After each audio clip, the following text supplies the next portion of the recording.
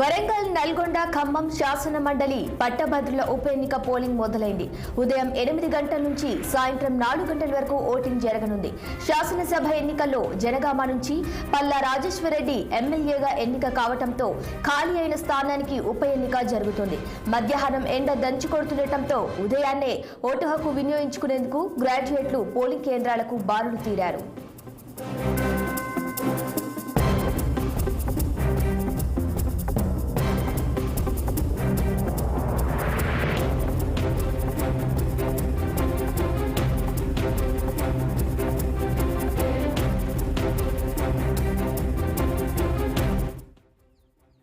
ఇదే అంశంపై మరింత సమాచారం మా ప్రతినిధి శ్రీనివాస్ లైవ్ లో అందిస్తారు. శ్రీనివాస్, చెప్పండి. శిరీష, ఖమ్మం, వరంగల్, నల్గొండ పట్టభద్రుల ఎమ్మెల్సీ ఉప ఎన్నిక సంబంధించి ఈరోజు ఉదయం 8 గంటలకి ప్రారంభమైంది. అయితే సాయంత్రం 4 గంటల వరకు ఈ పోలింగ్ కొనసాగుతుంది. సాయంత్రం 4 గంటలతో ఈ పోలింగ్ ప్రక్రియ అయితే ముగుస్తుందని చెప్పొచ్చు.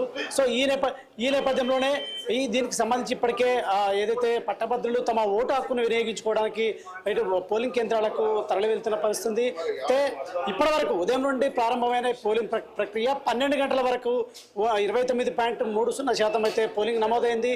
అయితే ఉదయం పట్టభద్రులు అంటే మధ్యాహ్నం ఎండ తీవ్రత ఎక్కువ ఉండడం, అదేవిధంగా కొన్ని ప్రాంతాల్లో వర్షం పడుతుందని కూడా వాతావరణ శాఖ హెచ్చరించడం వరకు కొన్ని ప్రాంతాల్లో వర్షం పడే అవకాశం ఉన్న నేపథ్యంలో కూడా ఓటర్లు ఏదైతే పట్టభద్రుల ఓటర్లు ఓటు హక్కు వినియోగించుకోవడానికి ఉదయం పోలింగ్ కేంద్రాలకు బయలుదేరారు. అదేవిధంగా అయితే సాయంత్రం 4 గంటల వరకు ముగుస్తున్న నేపథ్యంలో కూడా దూర ప్రాంతంలో ఉన్న కూడా ఏదైతే పట్టభద్రుల ఓటర్లు ఇప్పటికే సొంత గ్రామాలకు చేరుకొని పోలింగ్ కేంద్రాల వద్దకు వెళ్తున్న పరిస్థితి ఉంది. మొత్తంగా అయితే ప్రశాంతంగా పోలింగ్ జరిగేందుకు కూడా అధికారులు అయితే అన్ని ఏర్పాట్లు చేశారు.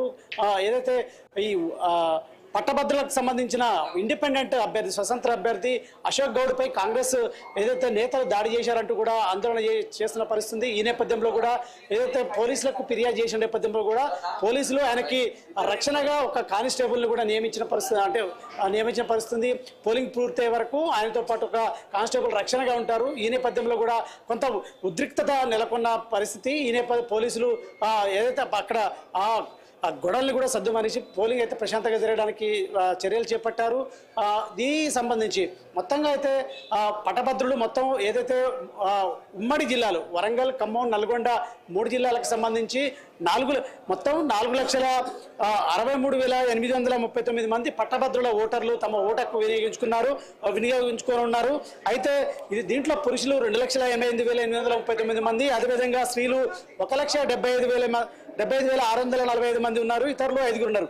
మొత్తం 52 మంది ఈ ఉప ఎన్నికకు సంబంధించి బరిలో నిలుస్తున్నారు. అయితే ప్రధానంగా 3 పార్టీలకు సంబంధించిన అభ్యర్థులు మాత్రమే ప్రధానంగా పోటీ పడుతున్నారని చెప్పాలి. కాంగ్రెస్ పార్టీకి సంబంధించి తీన్మార్ మల్లన్న అలియాస్ చింతపండు నవీన్ కుమార్, అదేవిధంగా ఏదైతే బీఆర్ఎస్కి సంబంధించి ఏనుగుల రాకేష్ రెడ్డితో పాటు ఇటు బీజేపీకి సంబంధించి గుజ్జల ప్రేమేందర్ రెడ్డి ముగ్గురు ప్రధానంగా పోటీ పడుతున్నారు. అయితే ఖచ్చితంగా అంటే ఏదైతే 2021లో జరిగిన ఈ పట్టభద్రుల ఎన్నిక పోలింగ్ సంబంధించి పల్లా రాజేశ్వరరెడ్డి అప్పుడు బీఆర్ఎస్ తరఫున గెలుపొందిన పరిస్థితి. అయితే అసెంబ్లీ ఎన్నికల్లో జనగామ నుండి పోటీ చేసి గెలుపొందడంతో అతను రాజీనామా చేసిన నేపథ్యంలో కూడా ఈ ఉప ఎన్నిక అనివార్యమైంది. ఈ నేపథ్యంలో కూడా ఏదైతే సిట్టింగ్ స్థానాన్ని కూడా కైవసం చేసుకోవాలంటూ కూడా ఇప్పటికీ బీఆర్ఎస్ పార్టీ పట్టుగా ఉంది.